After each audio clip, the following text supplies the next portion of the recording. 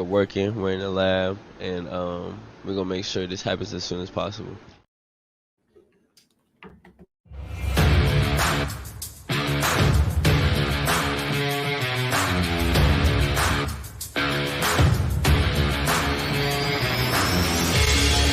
Welcome to an episode of the Sports Genes Into the Lab podcast, where sports analysts and experts dissect the latest news from the NBA and NFL, giving you a unique view on some of the hottest topics around your favorite teams. From the fresh field smells of the NFL to the hardwood courts of the NBA, and possibly your comfy couch for your fantasy football team. Let's see what kind of news the lab is working with today. Here's your host from the Sports Analytics headquarters in San Antonio, Texas, Ernest Silva.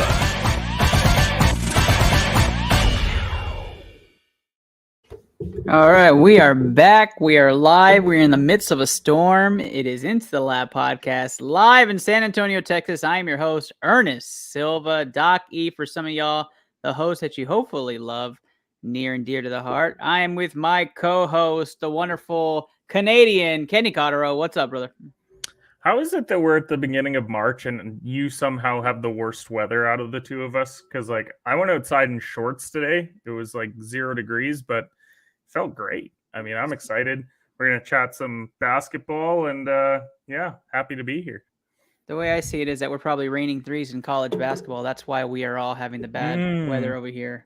I could be wrong. And we're absolutely not talking college basketball. In the backstage or in the studio, we have producers Rachel Gonzalez and Orlando Mendoza. Big shout out to them. Always huge supporters of the show. They're all putting their hands in the air and waving like they just don't care already early in this show. We are going to debate some basketball. That's right. We're going to debate basketball. But first, of course, do you know that BCMG's hashtag is better together? Hashtag better together. What does that truly mean? Well, Kenny Cotterill doesn't know because he's still not on the video. But let us explain to you what better together means at Blue Collar Media Group.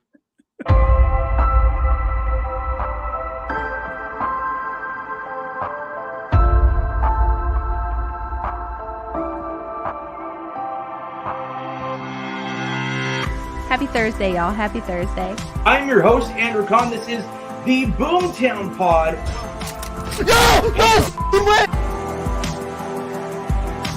Add Into the Lab Pod is where you're watching today's stream. Stuck him! It is Blue Collar Game Day. I am your host. I got a kill! Get out of my Welcome to episode 277 of the official Butthole Podcast. Got him. Beautiful. Better together. Better together. We're better together. Better together. Better together.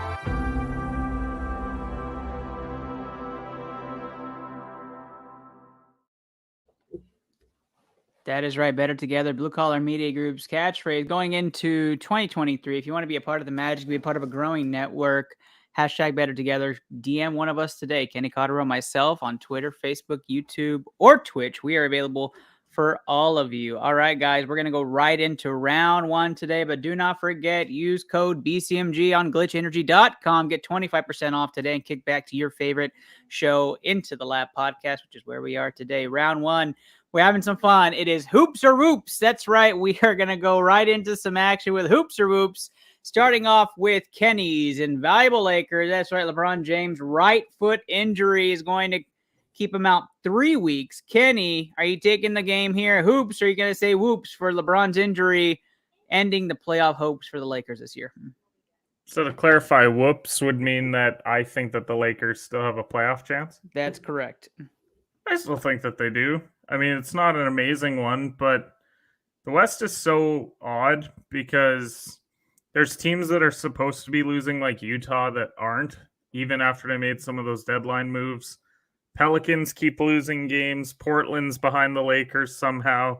It's just a weird year in the West. And so I think the Lakers can certainly stay afloat enough to be in that 10 spot. And then they have to battle through the play-in, which hopefully by then LeBron's back. But I wouldn't rule them out entirely. There's a lot of teams who aren't playing great. I mean, the Pelicans don't have Zion. Portland's missing some guys outside of Damian Lillard. Utah, as I said, they should be losing games, but Danny Ainge has got to be breaking his TV because they keep winning. So I think that they still have an outside shot, but it's still there. I mean, the trades at the deadline were supposed to make the team stacked now enough to where you had a decent rotation, right? So if we have to take a look at the Lakers, they're one game out of the 10 spot. And the 9. There's 19 games left. How many games does that put LeBron out? 7? No, he's probably out more than that. He's probably closer to 10 to 12 if he's out 3 weeks. So you're going to rely for 50% of your games to be played without LeBron, and you're going to hope to bypass a couple of these teams. Coach Peanut, obviously one of the captains of the stream team, they have a very favorable schedule down the stretch. 26 is their strength of schedule. So yeah, very favorable. Okay, I'm gonna whoops this one, but barely, just because you guys are convincing me. I was a hoops guy on this one. I did not like the Lakers' chances of making that final spot. They'd have to fend off the Trailblazers, and who better than the person we're about to talk about to fend them off and make that spot. And then, of course, the Oklahoma City Thunder, who keep just catching the injury bug, which we know what they're trying to do. They're not trying to make the playoffs and make a run. So who knows? Maybe there's not enough teams competing in the West to give them a chance to not make that spot. So we're going to go whoops on this one, and that is what we call on the show a BCMG guarantee. That is right. That is right. Lakers are making the playoffs here on IT. No, not the right time. Okay, sorry, Kenny. I just had to. What? Arms at my side for that one. Kenny's not waving the arm. I tell you who didn't have their arms at the side. That is right. That was Dame time. Damian Lillard put on a show against that very tough defense of the Houston Rockets. 71 points for Damian Lillard, and he made it look easy. He had 41 at halftime. The question for whoops or hoops is this, Kenny. Is Portland sexy enough to attract free agents with their roster and Dame? Like, do they have... They obviously are a small market team. They have Damian Lillard. That's great. But is it attractive for people to come out and actually want to compete for a title there? Because historically, it's a no. So that's my question to you first. Hoops or whoops? It is a sexy destination. No, it's not a sexy destination. They're in a weird spot because they've paid Simons. They still have Nurkic. They've got Sharp for one more year, but they have Grant expiring, Reddish, Thibault, both on the last years of their team options. So I don't love it. I just don't know. It's not even a great free agent class. So you've already paid Dame, you've paid Simons, which, I mean, by the year 2026, Dame's going to be getting paid $63 million. So there's not a lot of room for improvement when a guy is commanding that kind of money. If he's making 43, then you can go out and make those moves, but he's not. And now I think they've just got to a point. I honestly don't even know what the trade value around Lillard is for that kind of contract. And keeping in mind, like, probably don't get me wrong, 2 or 3 firsts. He just dropped 71. So it's probably a terrible time to talk about the fact that Lillard's trade value isn't that high. But how many teams can realistically afford his contract? Especially given the fact that he's 32. So, like, he's playing great right now. He should for a couple more years at the very least. But, like, that's a lot of money to take on for the next number of years. So unless you have, like, even teams that have great players, but they need a second guy, like, the only situation that I could think about that they could even realistically think about it would be Denver. Like, Denver makes a trade and they make it Jokic and Lillard, and that's their two. But Dame doesn't want to go anywhere. No, he doesn't, and that's the issue. That's the shtick. No one wants to go to Portland, but, like, Dame doesn't want out. So I feel like he's going to waste away in Portland. He's going to go down as an all-time talent, but he's also going to go down as a guy that couldn't quite get over the hump, and maybe part of that's he didn't have the team around him. But Is he? So I'm going to ask a different question. So I think we're saying the same thing. We're both a hoops on this, right? We don't think it's sexy enough to go to free agency. But I'm gonna say this: do you think he's on the track of pulling the Kevin Garnett issue, where Garnett took too long to get out, and as a 1A, he won't win a ship as that. He's going to end up going somewhere being 1B, 1C, and he's going to be a part of a group later down the line where he's not that number one option. Does that seem like the route Dame's going to have a chance to win a championship? I mean, it felt like he missed his opportunity when he signed that last contract.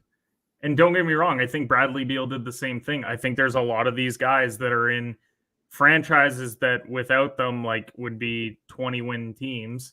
But because they have them, like, the thing that Portland has going for it, at least, and it's why they almost don't want to be winning games down the stretch, is that ping pong ball goes the right way. Suddenly Dame gets Victor Wembanyama on his team. Now, I don't think that that's going to happen. Those odds are so slim, but and you're obviously hoping for that as a Houston fan. But if they could even slip into the top six picks, and you could actually bring in a rookie that maybe you hit on, then we can start to talk about Portland as, well, maybe they could add like a second guy, a third guy into there. But what free agent is looking at Portland and they're like, I'm going to go play with Dame, Simons, and Nurkic? I just don't think that it's attractive enough. I think there's better situations, and you don't have to live in Portland. Okay. All right. So let me pitch you an idea here before we move on to the Atlanta Hawks.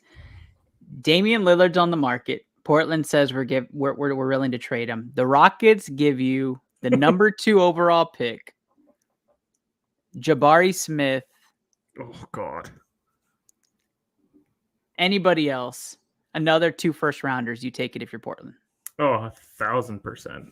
I think so. Like, I don't know.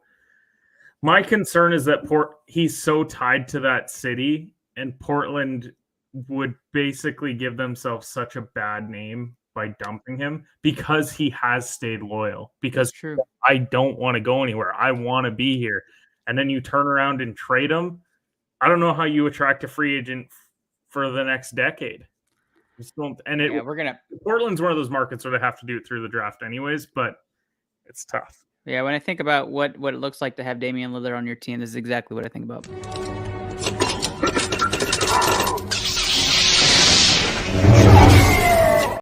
Yeah, that's exactly it. The Atlanta Hawks, 31 wins this year. You think that would be pretty good. They're exactly 500, 31-31 going in, 20 games left on the season. And head coach change, Quinn Snyder, not Dan Snyder. That happened before. Quinn Snyder will revitalize the Hawks. Is the statement here that we're having on ITL today. Are you hoops or whoops on this one, Kenny? I don't think anyone can revitalize the Hawks. I think they just have a terrible culture there. I think they have a star player that phenomenal offensive talent, doesn't play a lick of defense. Right. They have tried so hard the last few years to make moves, to draft well, to do everything that they can to make this a winning team. And it just doesn't happen. Now, to be fair to them, they are a couple years removed from going to the East Finals. So they're not that far off. I don't want to make it seem like they're like Orlando bad, but you've had Capella, Collins, Reddish left this year. You've got all these young pieces there as well. You've tried the Bogdanoviches of the world. You've tried Kevin Huerter, who you dumped and then played really well in Sacramento. So I don't know what it is. It just feels like this is a team that's just going to be average in the East. And I don't know how you fix it. I don't think Snyder can fix it. To be fair, you got 2 big men that everybody coveted, right, as young talent in Collins and Capella. And then you have like 4 Trevor Ariza type guys on that roster. Then you have Trae Young, and DeJounte Murray is supposed to be that 1A, 1B type of combo. I don't know. I don't know what's wrong with the Atlanta Hawks. They don't have an identity is what it boils down to. Like, they should be trying to make this look like Golden State. Like, Collins shouldn't play the 4. If you want to make this realistically work, I think Collins has to be your 5. I think you need to have wing shooters around them. And I think you just have to let it run and gun. And I just don't think that the pieces are there to necessarily have that happen. It's unfortunate, but you can't play Capella and Collins along with two quick guards. It just feels clunky. Right. And I don't even think you can stagger their minutes because you pay them too much to stagger their minutes, quite frankly. Yeah, it's just an interesting situation. I mean, we both pegged the Hawks to end up being championship caliber team within the next 5 years. I had them on the rise. I thought Collins would actually be out the door by now, so they'd add another star to the lineup. DeJounte comes. I thought that was a fantastic piece. You saw what happened with when Spurs talent leaves, right? They end up doing really well on their other teams. Boston says thank you. Toronto says thank you. So, I figured this was going to be a team on the rise. It just looks like Snyder has had the success of regular season. He has had the question mark of postseason, which makes me wonder if this is the right hire for them ultimately. I am a whoops on this one. I think this was the wrong hire for the Hawks. But I don't know who you hire here. Like for you, who would be the coach that you go out and get? Mike D'Antoni. Yeah, I mean Trey. I mean, we just talked about it being run and gun. And I don't really care who you get rid of out of Capella and Collins. I just don't think that you can have both of them. You already have Okongwu as a backup, which we've seen. Like, he reminds me a lot of almost like a Bismack Biyombo, where he'll just be a good backup defensive center that you can roll out there with the second unit because they're less run and gun. But having that clunky power forward, like the weird thing about the Hawks is their 4 leading scorers are Young, Murray, Hunter, and Bogdanovich. So like, the 2 guards and the wings. But because you have these 2 bigs, you're having to stagger Hunter and Bogdanovich. And I think that's hurting them. I think if you could play both of them, have one of those guys play center, and then coming off your bench, you got Bay, you've got Okongwu, you've got AJ Griffin, let some of these young guys come up. Maybe you add a veteran in free agency, but it's awful. And maybe that's the theory behind the Snyder hire, right? Well, I did some research on his lineups, right? He liked to stack four players around Rudy Gobert. He played small. He had 68% of his lineups were small ball lineups. I mean, maybe that's what it is. Maybe that's the thought process is make this fit. But the contracts here is also what hurts them because they can't make moves to even go out and sign guys because you're paying Collins next year $25 million and Capella $20 million. If you freed that up, I think that there's your 2 veterans. Go get 2 veteran wing guys to play alongside these lineups. You've still got some guys on some pretty favorable contracts. You're going to have to pay DeJounte after next year. So that's their move this offseason. They have to figure out a way to dump Capella. And if it means taking on a bad expiring contract to do it, I think you got to dump him or Collins. I quite frankly don't care which one. Agree. Good luck to the Atlanta Hawks. Let's go to the historic game, the second highest scoring game in NBA history. The Sacramento Kings narrowly defeat the Los Angeles Clippers 176-175. That's right. You heard it right. Everybody in Vegas was saying pound the over. Easy money. It absolutely was. 176-175. Game of the century confirmed. Kenny, hoops or whoops?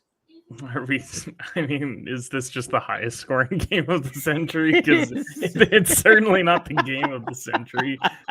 To be honest, I got up to do my show the next morning and I was like, yeah, and then the Clippers won 176-175. What?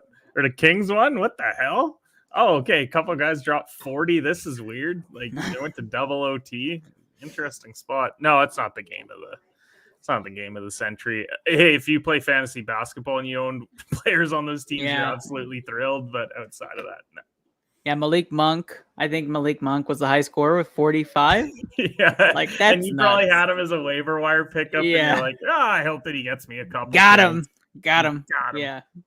Yeah, it's a whoops for me as well. I mean, a fantastic game. If you didn't watch it, go check it out. I mean, it's just really fun. The commentators are really fun because they're like, is this ever going to end? And it kind of felt like that moment in basketball where they're like watching a game for 3 weeks and they're hanging up their clothes. Like, that's how it felt. Like, the commentators were done. Like, they were like, get this game also, over with. You're the late game on the West Coast. Imagine if you were that degenerate gambler that had like Clippers or Kings money line and you got to stay up until 2 a.m.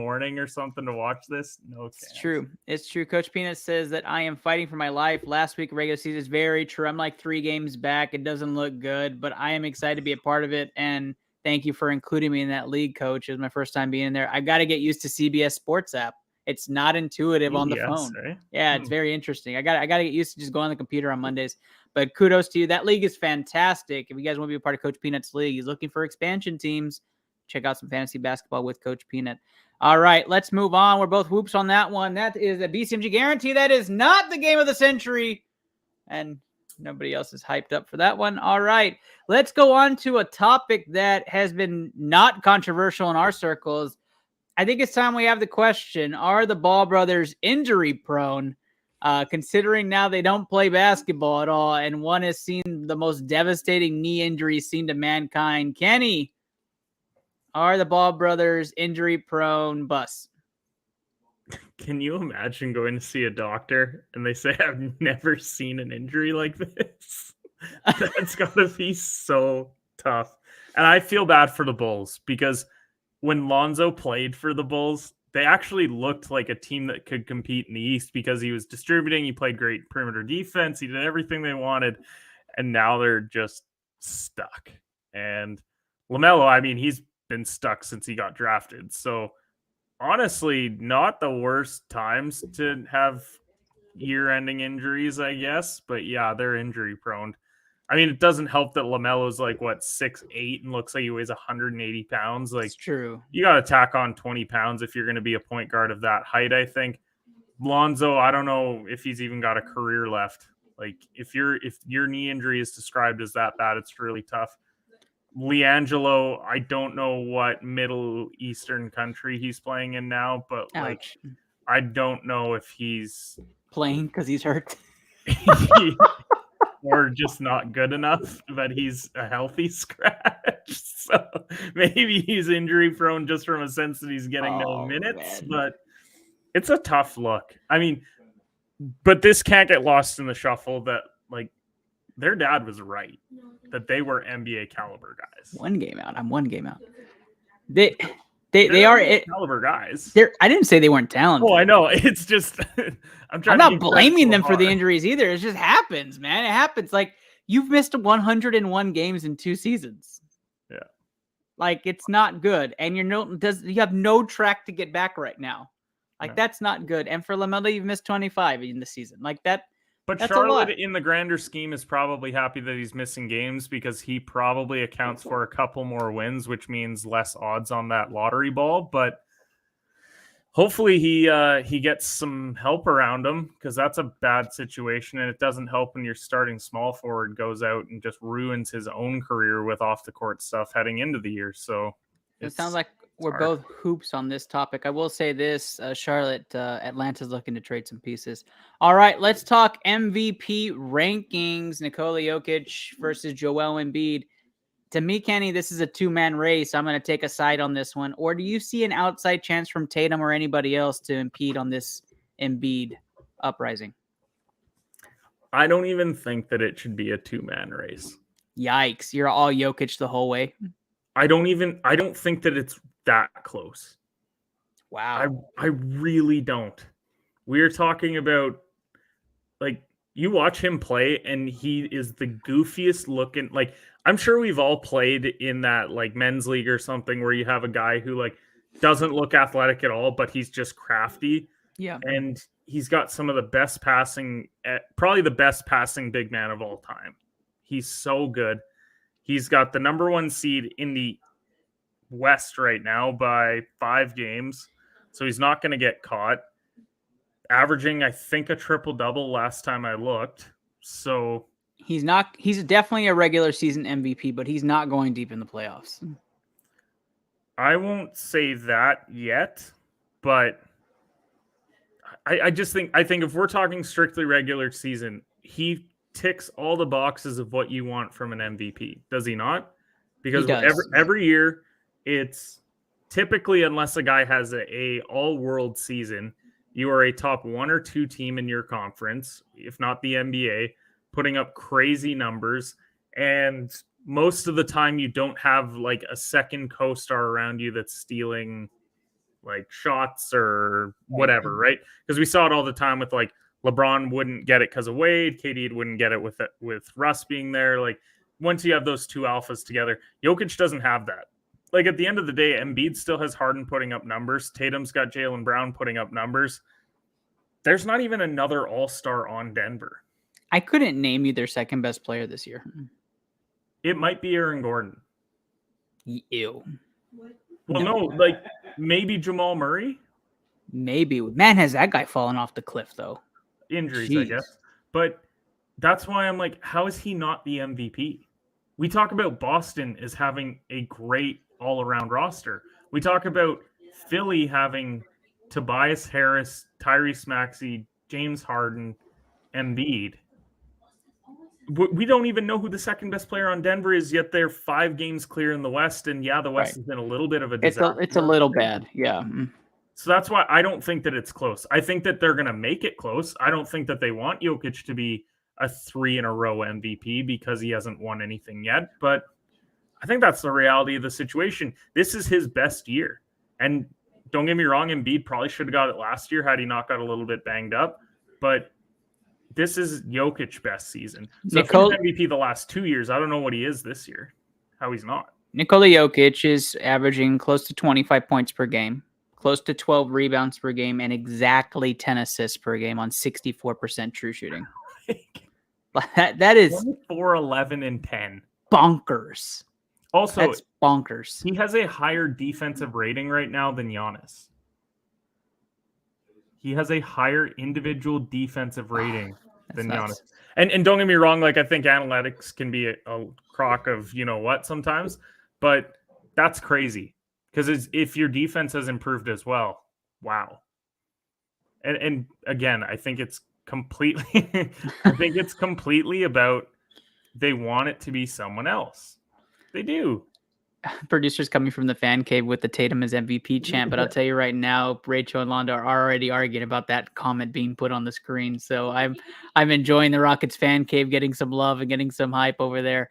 We're going to move on to one of our last whoops or hoops segment, which is actually going to go to quick headlines. Tillman Fertitta, owner of the Houston Rockets, looking to buy the Washington Commanders. Do you buy this one, Kenny? Don't buy that team. Don't do it. Do you want to watch Taylor Heineke or Sam Howell? I will say this: Eric Bieniemy does intrigue me. Don't get me wrong. I agree on that point, but you got to have some sort of quarterback play. Which Carson Wentz getting cut warmed my heart a little bit this week. So, I will say, the argument happening now about whether they're the producers are actually going to buy the Commanders or not has pursued in the Rockets fan cave, and I'm just listening to them bicker now at this point. But I will put it on the screen anyways. They are on buy the Commanders train. No. There you go. They're yelling at me to stop listening to them and do the damn show. So we're gonna get right back to it. The second headline I wanted to pop on the screen. Do you hoop or whoop? I am a whoops on that, Tillman. Stay away from Washington. Get away. All right. Haslam's buying to the Bucks. Do you like this move for the Cleveland Browns owners? Kenny? No, I don't. I don't know. I don't get that excited when like there's buying of teams. I know a lot of people love talking about it. It's just not for me. Like, it's like anytime, like the big one right now in the NHL is, oh, Ryan Reynolds is going to buy the Ottawa Senators. It's like, okay, but like Ryan Reynolds isn't buying it. He's like a minority share guy, but he's the only name that you know. It's the same that happened with like when Jeter wanted to buy a team, I think, and like A-Rod, like their names are out there, but like they're not putting up the capital that some of these other folks are. So I don't really get behind the buying of teams as much. All right, Kenny, let's go to a fun segment. You and I don't have to debate this one. All right, I wanted to know, people don't really know us in the basketball mindset. We talk football all year. So I asked you to compile a list of your top 5 most influential players of all time for you. And we'll go back and forth, 5, 4, 3, 2, 1. Your top 5 most influential players for you. And I'll go first with number 5 for me. Number 5 for me was a huge influence on me. It got me into the N1 scene. It got me into understanding what street hoops were, and that's Allen Iverson. Allen Iverson for me was absolutely a staple in the early 2000s, was the crossover. The AI crossover was done by everybody. on the court. I mean, I was the one getting the ankles broken because I was a fat guy. But it was totally worth it because they did the AI crossover. So I got to see that firsthand. But number 5 AI. What about you, Kenny? I'll be honest, I didn't put together a list yet, so I'm like trying to do that right now. At 5, I think probably I actually really got influenced by Klay Thompson from like a fan watching perspective. And it's because I was not great as a basketball player either. I was not the fat guy, but I was definitely the skinny guy. And my only real skill was being able to shoot the basketball. And so seeing Klay, a guy that sometimes it's like on 8 dribbles, he scored 50 tonight. I'm like, that's crazy to me. So I guess I would put Klay Thompson on my number 5 spot. So interesting you have Klay Thompson because I actually had a different Warrior, and I guess you can say, or 76 or so. I had not in my top 5, but like as an honorable mention, it was Andre Iguodala. Okay. And the reason being is going to be something completely dumb. Okay. So I'm going to tell you right now what it is. So the reason I chose Andre Iguodala is because in 2017, Andre Iguodala purchased stock in Zoom. Okay. And so he purchased like 80% of Zoom and was like, I'm investing in this thing. And then all of a sudden, Skype like shits the bed with COVID. Yeah, and they really Zoom did. They dropped the ball. Becomes like the platform to use across all of the world. And all of a sudden, Andre Iguodala made double his career earnings. Which is mind-blowing, dude. Mind-blowing.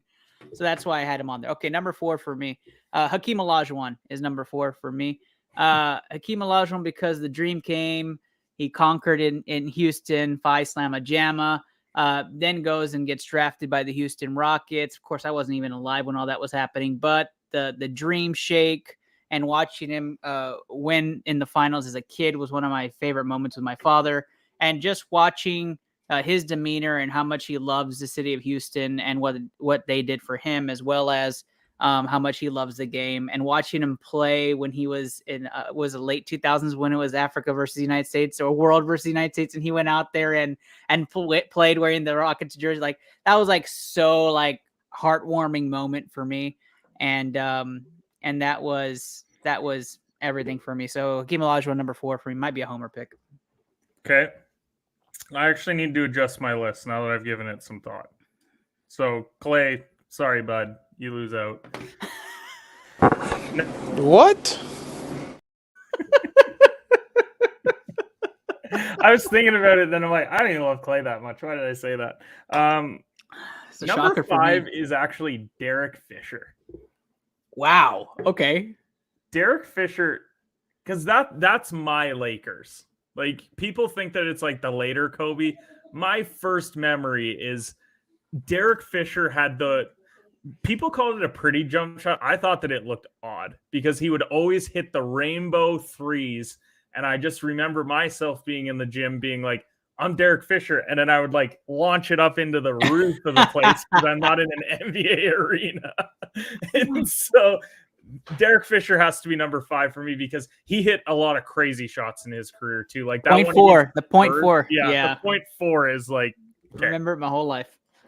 Number 4, and it's strictly from a Canadian perspective, it's got to be Vince Carter. Klay Thompson. Oh, okay. Klay was Corby. But that was my first NBA game. And first of all, I was so bummed out because my first NBA game that I actually went to was Bucks Raptors. And it was Bucks when they had Michael Redd and Ray Allen. So that's not good bad. Team. But I was stoked, and I'm a kid, like 7 years old, so like I don't read injury reports. I didn't even know that Vince Carter was hurt. I was so stoked to see him play, and then I got there and then realized that Vince was hurt. But just his impact overall on basketball in Canada, it can't be overstated. I've heard a lot of people say it. Raptors probably don't exist if Vince isn't here. Like, this is just the reality of it. That's why Vancouver didn't last, because they couldn't get a Vince type guy. And so now they don't have a team. So I got to go with Vince from that perspective. I grew up 2 hours from Toronto as well, so it was well felt the impact that Vince had. Yeah, number 3 for me probably won't surprise a lot of people in my area. It's a local pick as well. Tim Duncan's going to get my number 3 spot, but Tim Duncan is like the philanthropist and like universal root grower of San Antonio. He's well invested in the community. Everybody absolutely loves him. They call him the fundamental because he's the fundamental of the game as well as being a person. Everybody who plays with him loves him. Everybody in the court loves him. Like, you've heard those stories of somebody just pissed off that they can't get under Tim Duncan's skin. Like, those are the best fucking stories. You know, like that's the guys that you fucking hated playing when you were on the court. Like, like, dude, show me something. You're like, no, like, I am not talking to you. They had the bank shot on lock, and you were just rattled. Or those guys that would get you like chasing and they scoop you, and you're just like, man, I hate you. I hate you. That's Tim Duncan. And then, you know, he has businesses here in San Antonio. He helps a lot of the charitable organizations. And then he does a lot of things for his own, for I think the U.S. territory that I forget. I think the Virgin Islands, right? I think that's right. Yeah. You know, and he does a lot, especially when the hurricane had hit them. And like, I just love that. Like that to me is what basketball is all about, which is what influences my last 2 at the top. And so Tim Duncan, number 3 for me. Okay. Michael Jordan, and it's nothing to do with his playing career. It was strictly Space Jam. Because I grew up with Wizards MJ. Like he won. I get it. He won his 6th title when I was 4 years old. So pardon me that I was too busy going to preschool. Then I wasn't watching MJ in the finals. But it's just it's strictly Space Jam, honestly. And I grew to appreciate his game a lot more when I was older. Like The Last Dance, obviously. I used to watch ESPN Classic a lot, so they would always have old MJ games on, so I would be watching that all the time. So I grew to appreciate that like when I was probably closer to like 10 to 12 years old. But influential for me was, hey, there's this super cool guy in a Looney Tunes movie, and Looney Tunes was my favorite growing up. By the way, don't watch Looney Tunes now. It does not age well. Like, if you're like, should I show my kids Looney Tunes? Don't. Just... There's a reason why they took it off the air. That makes sense. Number 2 for me, probably not a shocker, but it's Kobe Bryant. So Kobe Bryant's going to be number 2 for me. I mean, who didn't announce Kobe when you were shooting the paper into the trash can? Who didn't want to be Kobe with the ball when he was, you know? And for me, that's a little bit more my era when I was growing up and playing basketball, as Kobe, Shaq, the AI, then, you know, obviously as a Rockets fan, I can tell you all the Rockets era stuff, but yeah, so Kobe Bryant, just influential. And the Mamba mentality was such a big deal. Like that commercial where he's like, do better. Like that. Yeah. He's like, what are you talking about?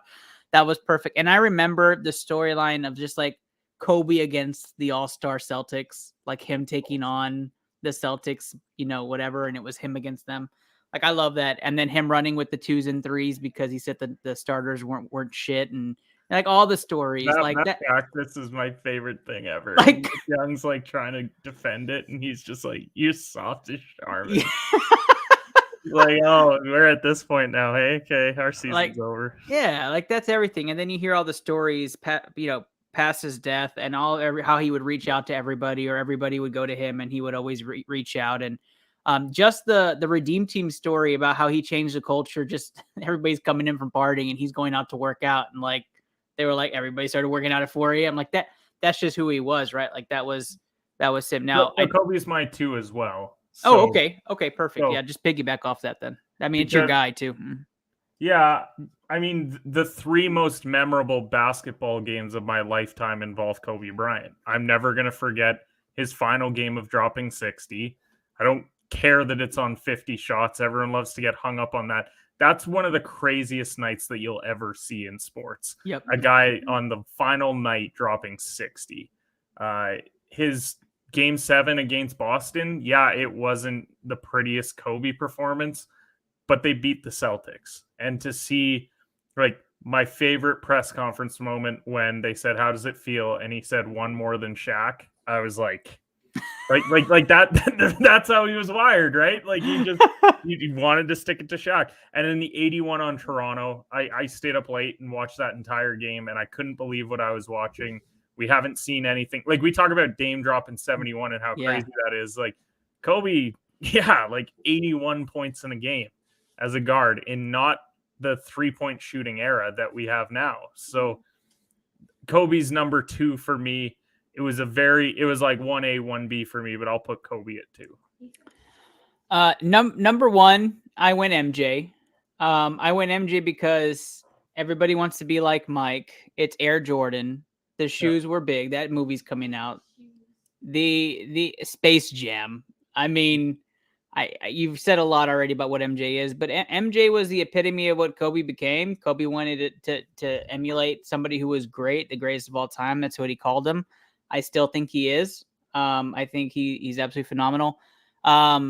He's the epitome of what you want to be. There are guys I left off this list like LeBron James, Larry Bird, the Jeremy Lins who had that miraculous run, the inspirational pieces. But I think MJ is he is the beacon of what the NBA is. So I think that is my top 5. Kenny, who's your number 1?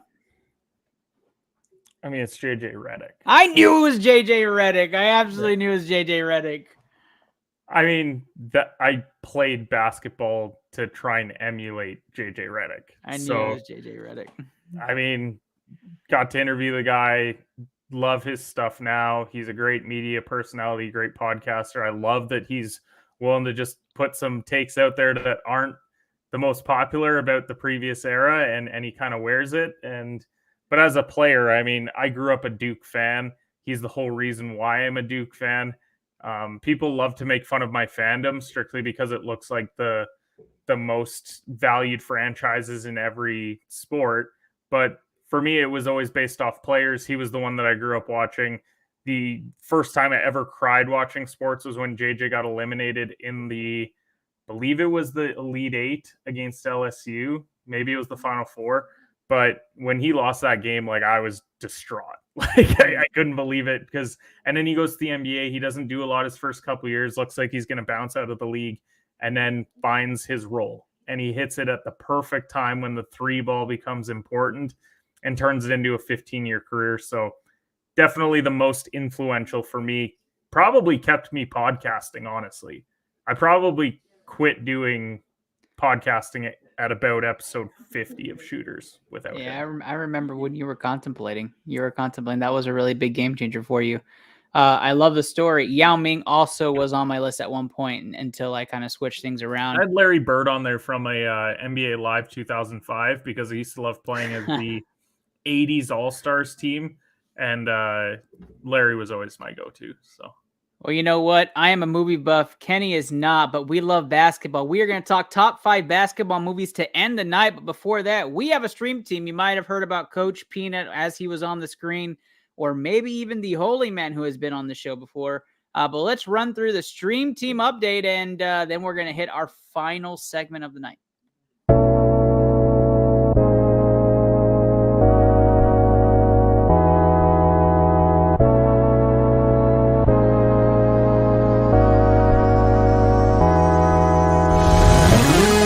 Jill going down the hill, gonna go fetch Jack in his little pill. Jack feeling down and that's pretty bad. Let's go. Oh, yo, clip that headshot. Nice. No. A pistol. What the? Okay, that didn't count. Woo, let's go, baby, clutch it up. Yeah, I like it. What? No way. Did that precision just kill me? Let's go! Nice, Papa. Papa with the clutch kill at the end. Let's go. Oh, I missed. That was fast. Got him. Nice. Man, I'm going to go steal their shit. That is definitely orange. Green. You're dumb and it's orange. We're both wrong, red.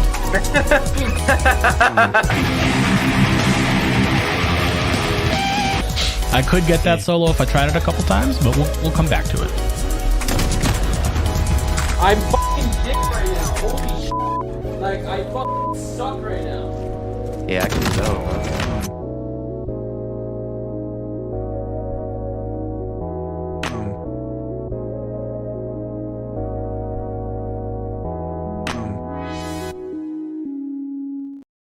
This is where we need to plug about Let's Go to the Movies, but that is the BCMG stream team. Catch them on twitch.tv today. Go check out The Holy Men, Coach Peanut, Smash the Gaming, Mama Bear 1922, Coney No Onion, or any of those.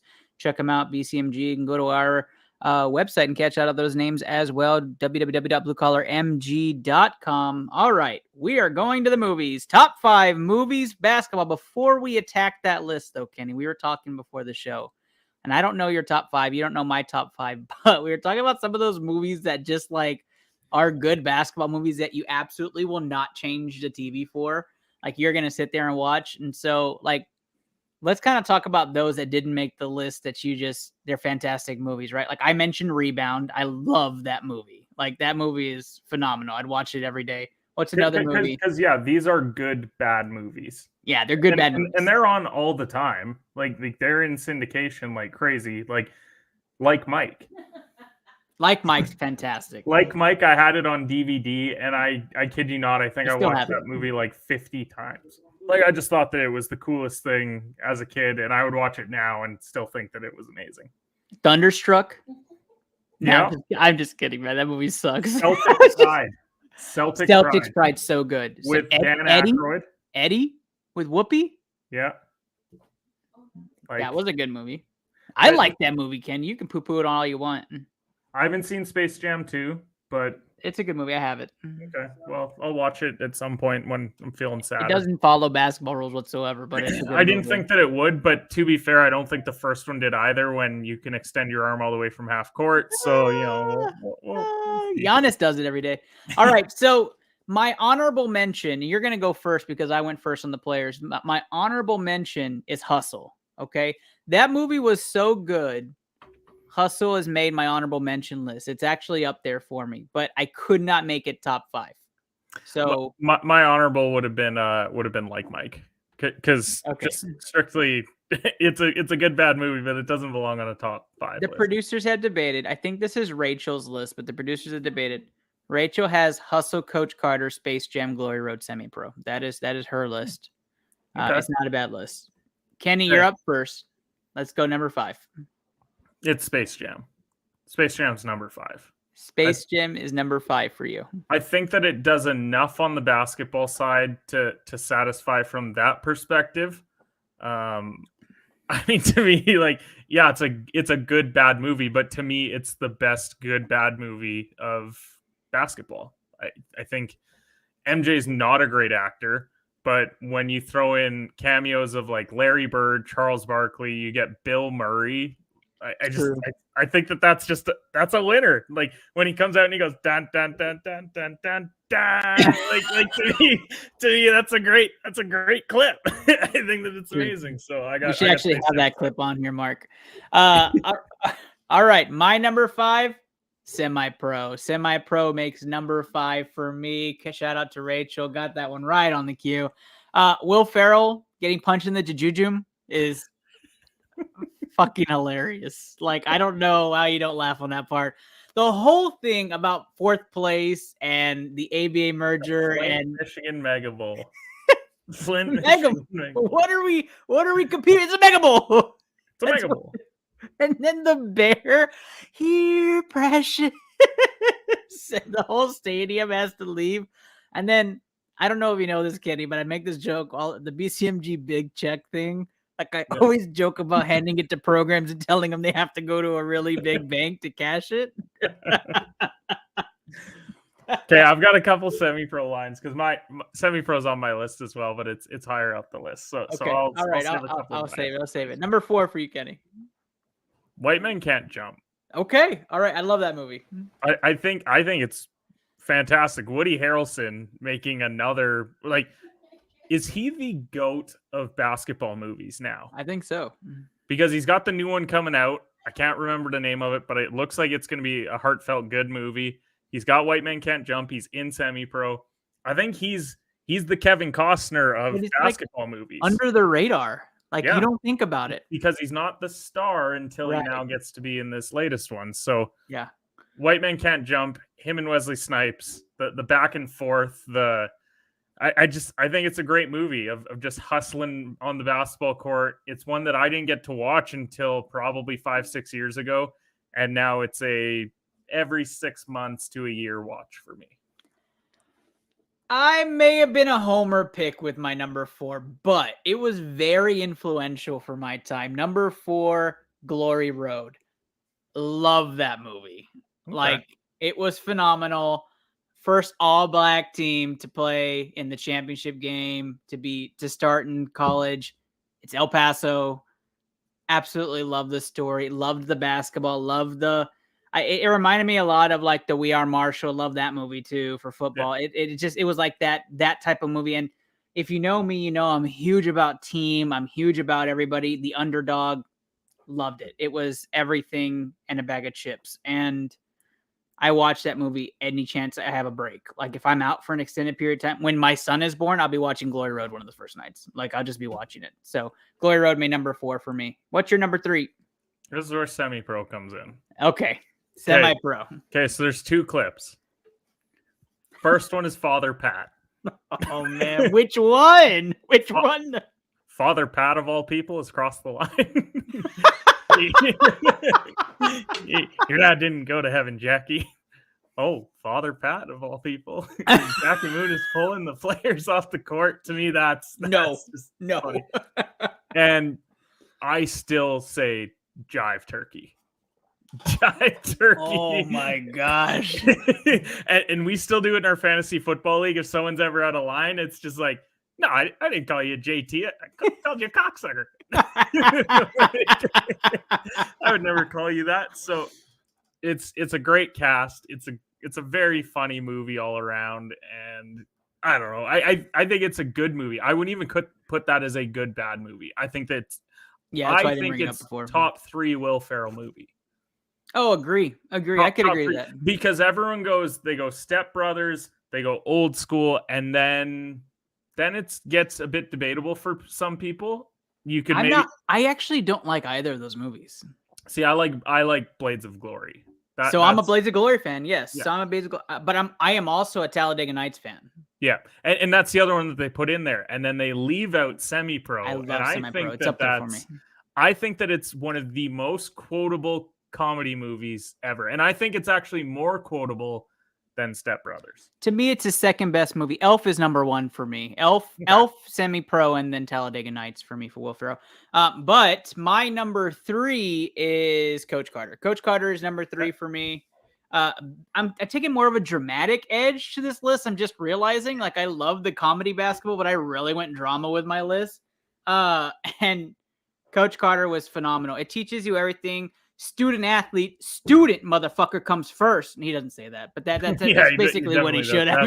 That's not that movie where he does that. He does it in every other one, but not that one. But locking the gym, forcing them to take their loss. And then if you haven't watched it, spoiler alert, but the loss to end the damn movie, like for real? Like it was one of my top. I use that line all the time. Student comes first with everybody I talk to. All right, number 2, Kenny. So I'm glad that we've gone through this list because Coach Carter is number 2 for me. But over the last couple of days, I have found myself in Coach Carter TikTok. Oh, that's interesting. It's great because I just keep getting all these old movie clips of Coach Carter. Cool. And cool. Like the wear the tie on game day. And, you know, I don't want to coach I feel like I can't do this if we don't do it my way. Like those hit my timeline or my algorithm recently. So I got Coach Carter in there. I think it was very close to being number 1 for me. I think it's Samuel Jackson's top 3 movie for him. I won't say it's his best, but I think it's definitely top 3 for me performance-wise for Samuel L. So there's a lot of movies. I know there's a lot, but I gotta think about that one. I really love it. I think that the basketball portion of it's great. Like the transition 3, Yeah. Timo Cruz, like Delilah. Delilah, like it's great. Who didn't shout Delilah on the court? Right? Like we all did it. True. Number 2 for me, White Men Can't Jump. So I can't lie that was number 2 for me. I think it was just from a childhood. It was super impactful for me. Like my father loved this movie, so I watched it all the time. Yeah. And so then it just became like one of my favorite movies to talk and emulate because we'd play 2-on-2 basketball on the court. My dad and I would play together. So it was like a huge back and forth. We talk shit to people all the time. So like that was a huge thing for me. Fat but good play, just so everybody can get that right from my earlier statement. And so White Men Can't Jump. I mean, the bamboozling, the pick up. I mean, I am one of the very few who's excited about get my gun from the car. Like that clip to me, it's just like, I'm going to get my gun and I'm gonna shoot all you. And then they all look at each other like, we got them both. Yeah. And like I'm excited for the new remake or sequel, whatever they're calling it, right? Like I'm Jack Harlow. Yeah, I'm okay with it. I want to see what they do with it. So I'm not gonna poo-poo on that. So we get to our number 1 here, Kenny. We're gonna get to our number 1. I appreciate everybody on with us. We've just been bullshitting this whole time, so we appreciate y'all. And we're gonna go number 1 top basketball movie on our list, one that you can absolutely put on. Kenny Cotterill, what's your number 1 pick? So what's your number 1 football movie? Oh, we didn't talk about that though. Let me think. Shit. And why aren't you saying Remember the Titans? So I have a reason for that because when I think of these lists, I think of what movies I can watch over and over and over again, and I can only stand so much Remember the Titans. Okay, so I think that this is the Remember the Titans of basketball movies, and that's Glory Road. Glory Road is number 1 for me. That's mind blowing because I didn't think it would be on your list. No, like it has everything that you. The only reason why Glory Road isn't as revered as some of these other movies is because it doesn't have the cast of a semi-pro, a White Man Can't Jump, a Coach Carter. Like they have that like lead where you're like, okay, this is a legit star. Like who's the legit star of Glory Road? It's the head coach. That's it. It's the head coach, but yeah, the storyline is phenomenal. I think the way that they outline the inequality that they had to go through in a time that couldn't have been easy to do so. I think it's a great movie, and the way that it gets capped off, the most impactful basketball movie moment is when the coach tells the white players like, look, you're not playing. Yeah. And they're mad, but they're like, I get it. It's fine. Like you guys better go out there and win. And so for me, it's the one that teaches you the most, and they just did a really good job with it. So one of the players on the Glory Road team is actually in We Are Marshall. It's kind of funny. Yeah. So it's one of the white guys. Yeah. So The Replacements is my number 1 football movie, but I debated that between that and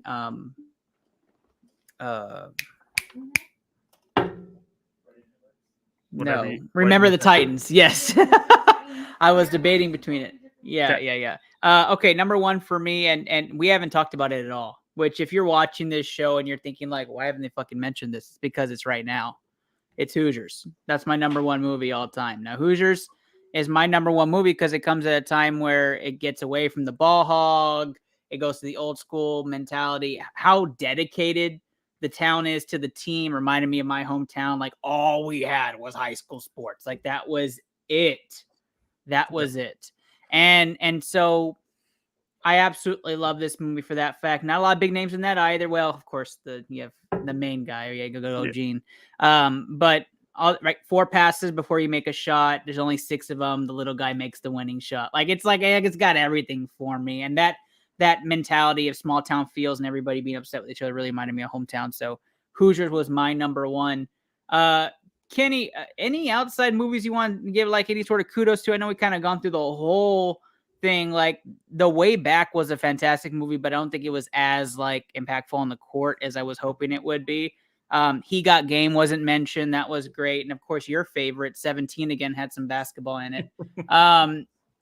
Just it's always my go-to, you know. Yeah.